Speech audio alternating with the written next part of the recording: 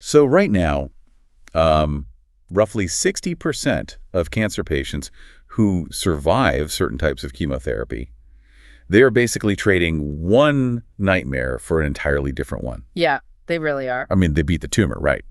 But they are left with this agonizing, burning nerve pain in their hands and feet.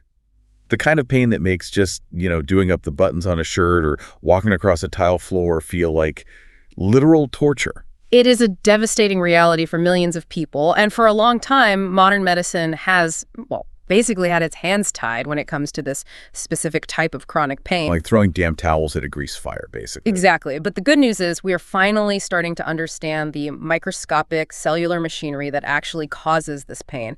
And more importantly, we're figuring out how to permanently switch it off. And that is exactly our mission for this deep dive. We are exploring a truly groundbreaking frontier in molecular biology that it could finally give us a non-addictive, highly effective way to treat chronic nerve pain. Which would change the world, honestly. It totally would. So our grounding material today is this phenomenal 2026 scientific review paper. It's called Targeting Druggable Kinases in Neuropathic Pain by researchers Benson, Kawar, and Ahmed. It's a fantastic paper, really comprehensive. Okay, let's unpack this, because I want you, the listener, to just imagine a world where the opioid crisis is a thing of the past.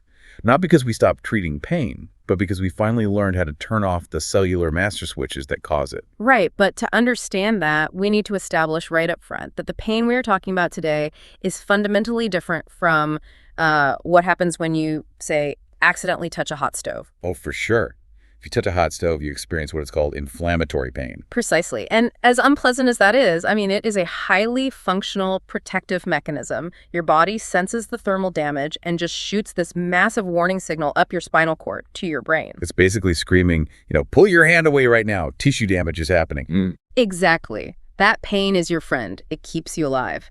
But neuropathic pain, or NP, it serves literally no protective purpose whatsoever. Right, because the International Association for the Study of Pain defines it as pain caused by a lesion or disease of the somatosensory nervous system itself. Yeah, so it's not a warning that your hand is damaged. It's a warning that the actual wire connecting your hand to your brain is physically broken. That is the perfect way to look at it. The alarm system itself is short-circuiting. Right.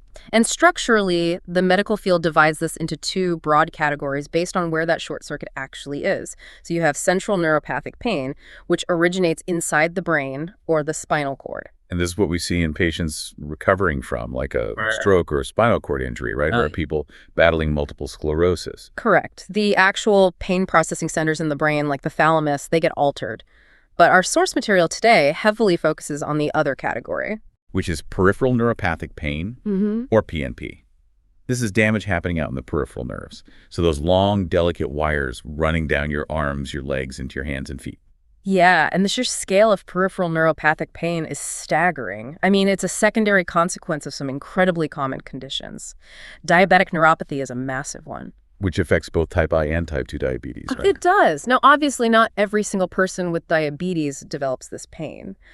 But if a patient has poor glycemic control, meaning their blood sugar is consistently elevated, their risk just skyrockets. Especially if they have compounding issues like hypertension or obesity or a history of smoking. Exactly, because chronic high blood sugar actually creates severe oxidative stress in the tiny blood vessels that feed the peripheral nerves. So the nerves literally start starving and degrading. Wow. And then there was the chemotherapy connection, which we kind of touched on at the start. The paper calls it chemotherapy-induced peripheral neuropathy, or CIPN.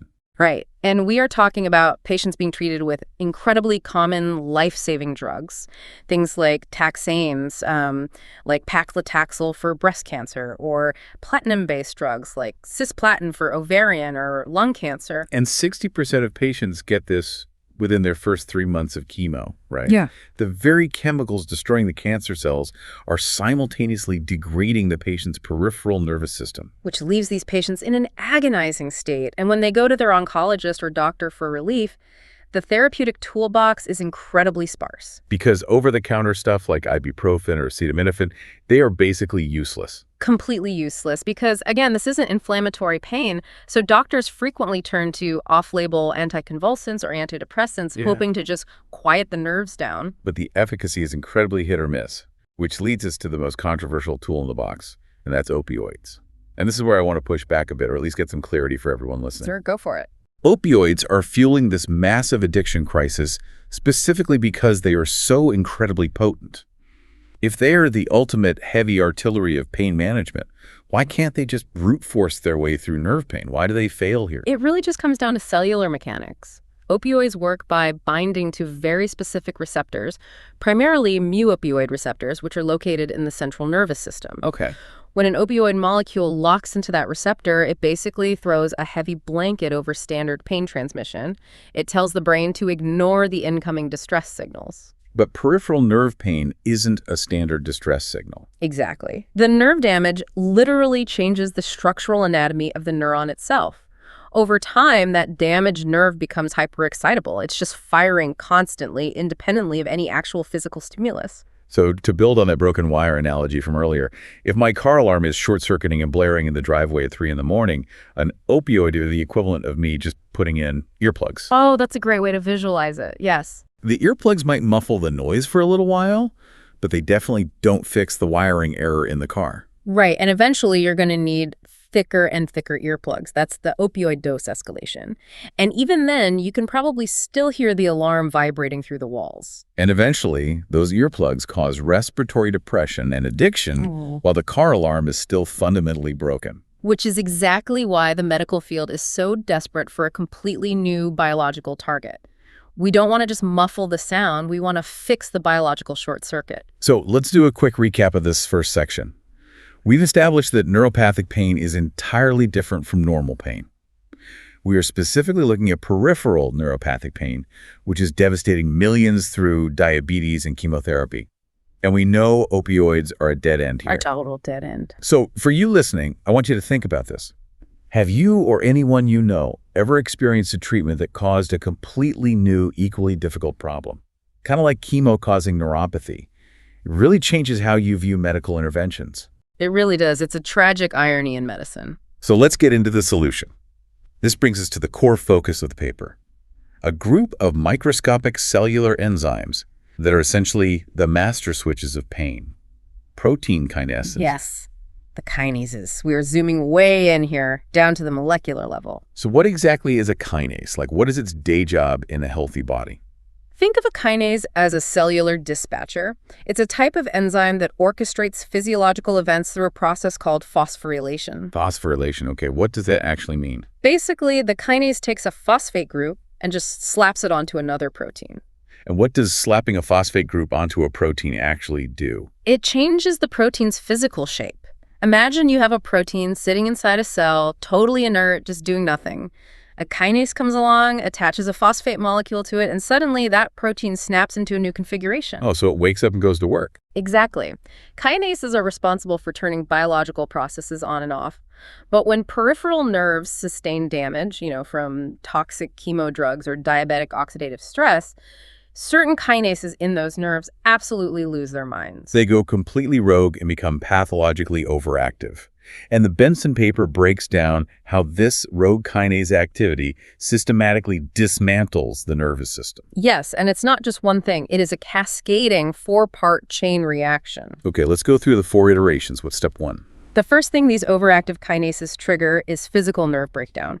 Specifically, axonal degeneration and demyelination. Right, so the axon is the long physical cable of the nerve cell that carries the electrical impulse. Exactly. And myelin is the fatty insulation wrapped around it, just like rubber insulation around a copper wire. The overactive kinases send biological signals that literally eat away at the axon and dissolve the myelin. So the wire is physically stripping itself. That is terrifying. It is.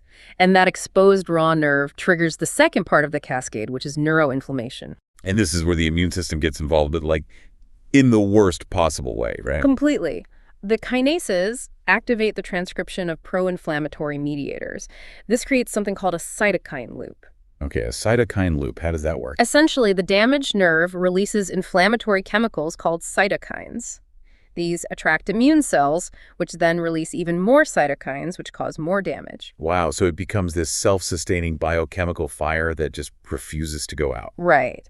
And that fire spreads to the surrounding support cells, which is the third step, the activation of the astrocytes and microglia. Astrocytes and microglia. Those are kind of like the janitors and nurses of the nervous system, right? That's a good way to put it. Their normal job is to clean up cellular debris and keep the neurons healthy.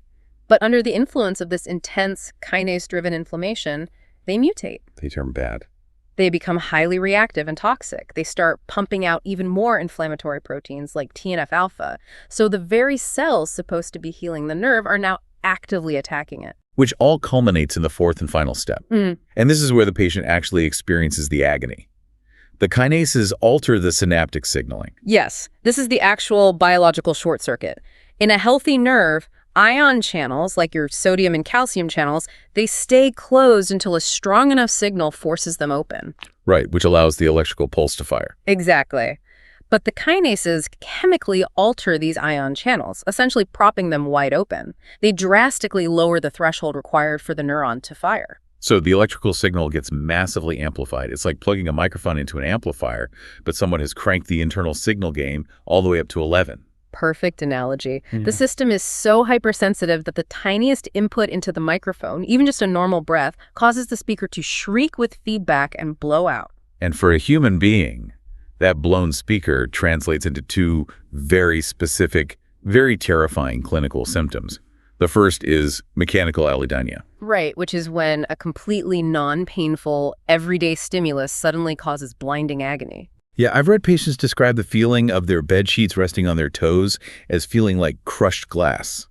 Or a light breeze on their arm feels like a blowtorch. Because that light touch is being amplified by those popped open ion channels into a massive trauma signal. And the second symptom is thermal hyperalgesia. That's an extreme, painful oversensitivity to temperature. So stepping barefoot onto a slightly cool bathroom tile feels like stepping onto a block of dry ice. It is a total sensory collapse. It really is. But, understanding this cascade is incredibly empowering because it changes how we view chronic pain. It isn't just some vague, invisible curse anymore. No, it's a specific mechanical engineering problem. So time for our second recap. We've learned that kinases are the volume knobs of the cell, and when they go rogue, they destroy the wire, start a chemical fire, corrupt the support cells, and crank the pain amplifier to maximum, causing allodynia and hyperalgesia. That sums it up perfectly. So question for you listening. Thinking about your own body as this complex electrical grid, how does it change your perspective on pain to know it's driven by these microscopic chemical switches? It really reframes everything, doesn't it? It absolutely does. And it makes the pharmacological solution seem obvious. Right. If the volume knob is stuck at 11, you build a drug that functions as a hammer. You just smash the knob. You build a kinase inhibitor to block that specific enzyme. It is the most logical approach in the world. But as the source material reveals, pharmacology is rarely that simple.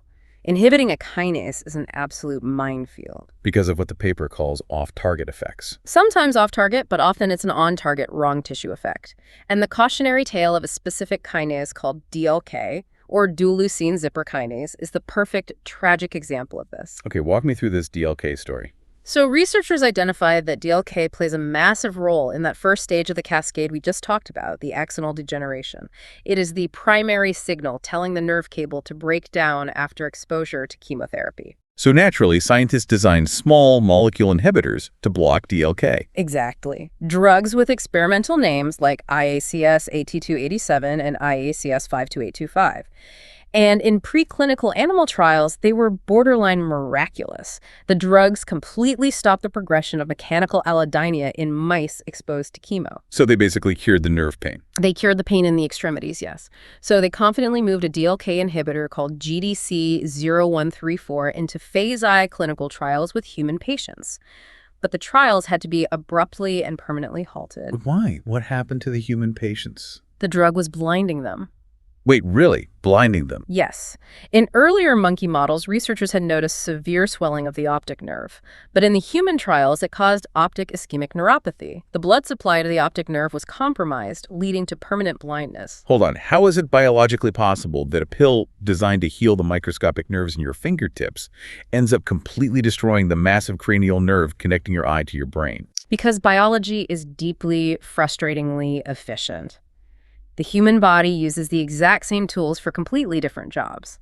Yes, overactive DLK in your fingertips causes nerve degeneration and pain. Okay. But in the central nervous system, DLK is absolutely essential for the survival and regeneration of the optic nerve. Oh, I see. Yeah, so if you introduce a systemic drug that turns off DLK everywhere in the body just to save the hands, you inadvertently starve the optic nerve of the biological signals it needs to survive.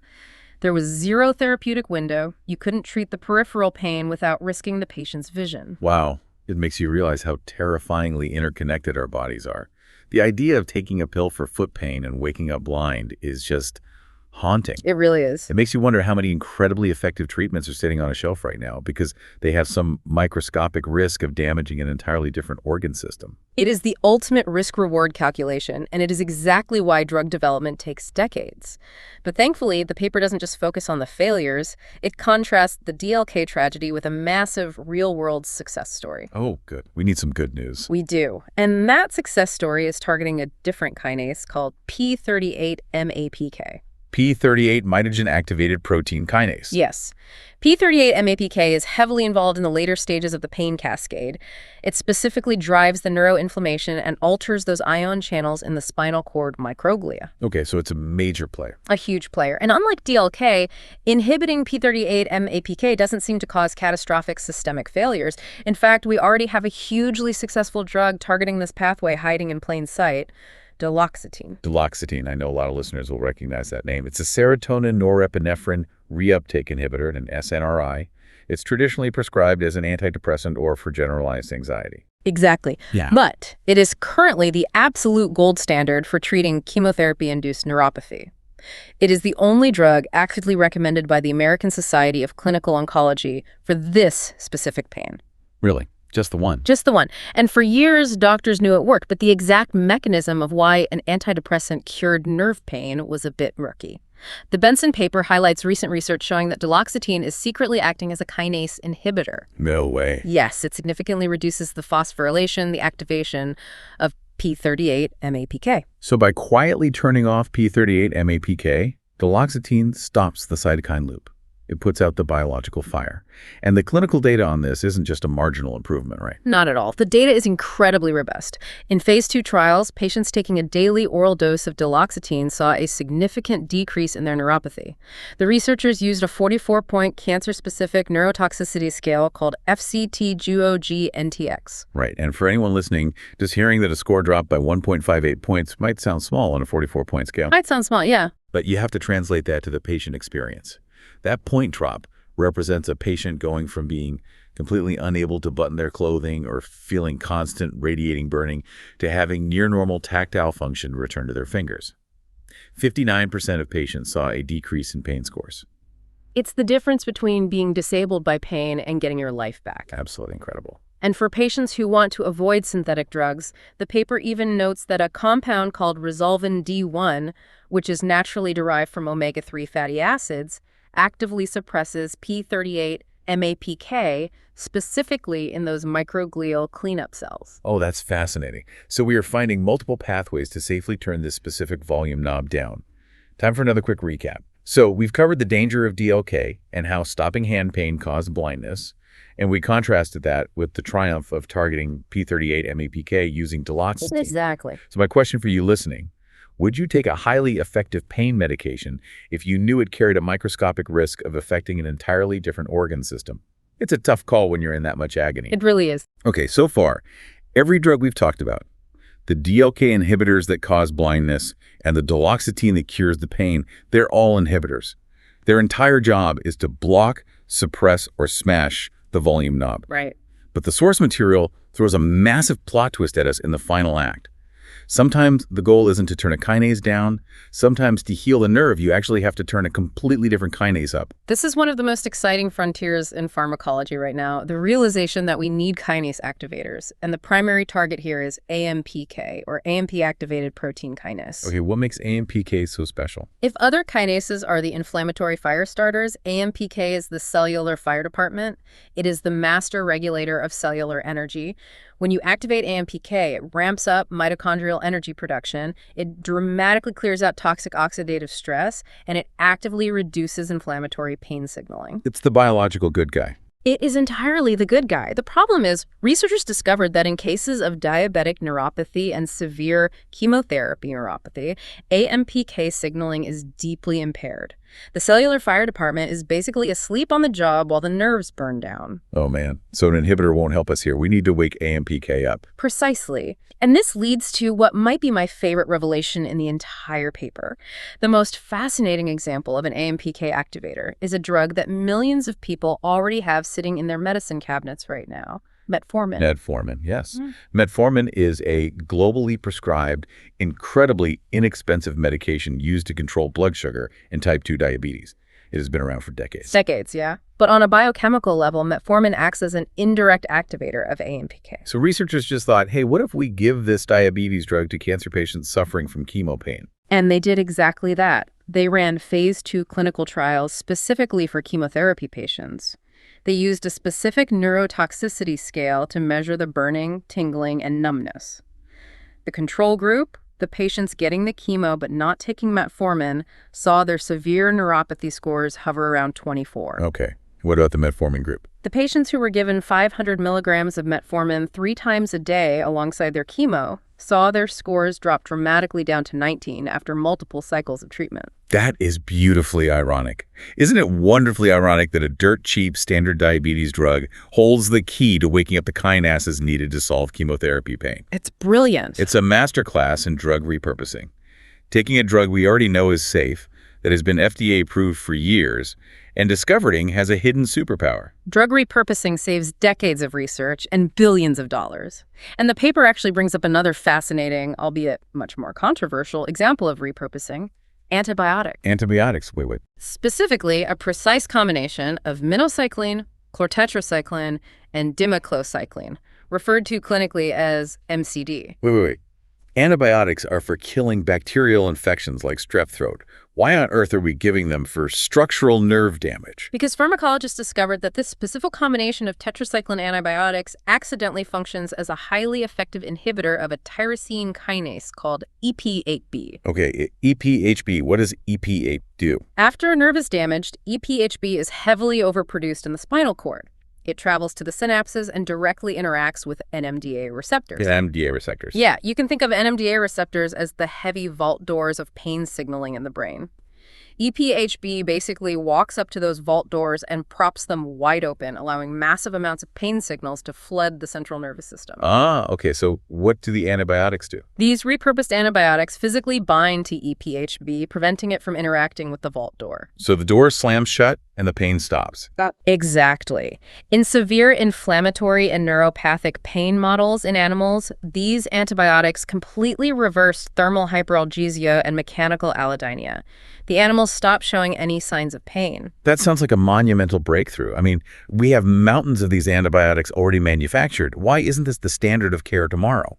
Because of the massive looming public health dilemma it creates, these drugs are still antibiotics. Right. Oh, I see where this is going. Yeah. If we start prescribing massive daily doses of tetracyclines to tens of millions of chronic pain patients for years at a time, we will rapidly accelerate the mutation of antibiotic-resistant superbugs. The bacteria in our environment will just adapt to the constant presence of the drug. Exactly. We would essentially be trading a chronic pain epidemic for an uncontrollable infectious disease catastrophe. Wow. So the mechanism is flawless, but the delivery vehicle is far too dangerous to deploy on a global scale. Unfortunately, yes. Time for our final recap. So we've seen how activating AMPK is the new frontier, how metformin plays a surprise role as an activator, and the promise, but extreme peril, of repurposing antibiotics for EphB. That's the landscape right now. So listener, considering how deeply interconnected our biology is, what other common everyday medications do you think might have hidden superpowers we just haven't discovered yet? Allergy pills, blood pressure meds, it really makes you think. It guarantees that molecular biologists will have job security for the next century at least. So, synthesizing everything we've explored today from Benson, Carr, and Ahmed, targeting protein kinases is undeniably our most promising pathway away from the opioid epidemic. If we can manipulate these microscopic cellular volume knobs, we can stop peripheral neuropathic pain at its biological root. We can, but there is an ultimate hurdle. The final boss we have to defeat is structural biology. What do you mean by that? Well, you see, almost every single one of the 500 plus kinases in the human body operates using the exact same energy source, ATP. Adenosine triphosphate, the energy currency of the cell. Right, because they all use the exact same fuel. The physical microscopic pocket on the kinase where the ATP binds, its engine room, looks incredibly similar across all 500 kinases. This is called structural homology. Okay, so they all have the same engine room. Yes, so it is incredibly difficult for drug designers to build a molecule that fits perfectly into the engine room of a bad kinase like DLK without accidentally slipping into the engine room of a good kinase and shutting down an essential organ system. So to build a final analogy, it's like trying to cut a unique key that only unlocks one specific Ford Focus in a massive parking lot. But the factory built every single Ford Focus in the world with the exact same lock cylinder. Precisely. That structural similarity is the grand limitation of the entire field of pharmacology right now.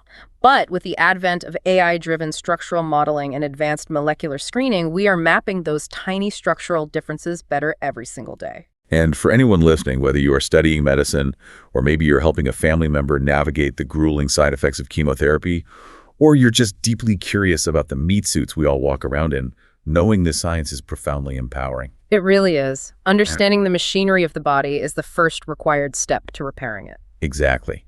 To know that chronic pain isn't a vague, untreatable curse.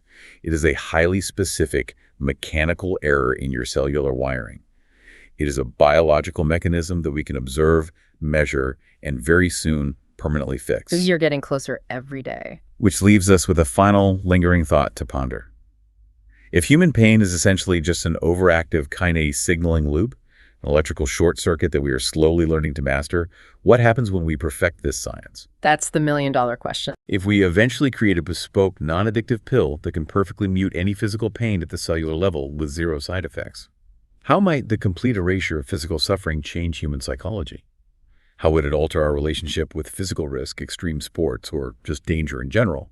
And perhaps most profoundly, what happens to the evolutionary purpose of pain itself if we simply decide we no longer need to feel it? Something to mull over. Until next time.